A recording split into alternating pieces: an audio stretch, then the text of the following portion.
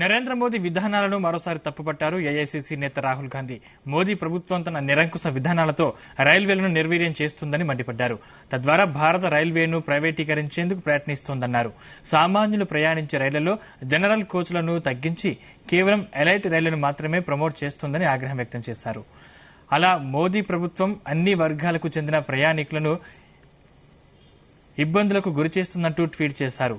మోదీ విధానాలతో టికెట్లు కొనుక్కున్నవారు సైతం తమకు కేటాయించిన సీట్లలో ప్రశాంతంగా కూర్చొని ప్రయాణించలేకపోతున్నారన్నారు. తన వ్యాఖ్యలకు సరిపోయేలా ఓ వీడియోను జతచేసి మరీ ట్వీట్ చేశారు.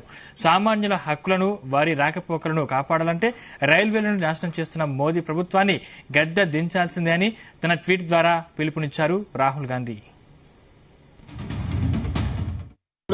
మొత్తం వాష్రూమ్ లో కూడా కూర్చున్నారు అనమాట. అంత క్రౌడ్ అయిపోయింది. మన కేరళ ఎక్స్ప్రెస్ బాబా ఏమన్నా క్రౌడ్ కాక నేను ఎక్స్పెక్ట్ చేయలేదు ఉంటుందని. ఇక్కడ కూడా చూసురా, ఇక్కడ నుంచి అట్ లాస్ట్ వరకు. ఈ ట్రైన్ నెంబర్ వచ్చేసి 12625 అనమాట. ఇది వచ్చేసి కేరళ ఎక్స్ప్రెస్. ఇది న్యూఢిల్లీ వరకు వెళ్తుంది.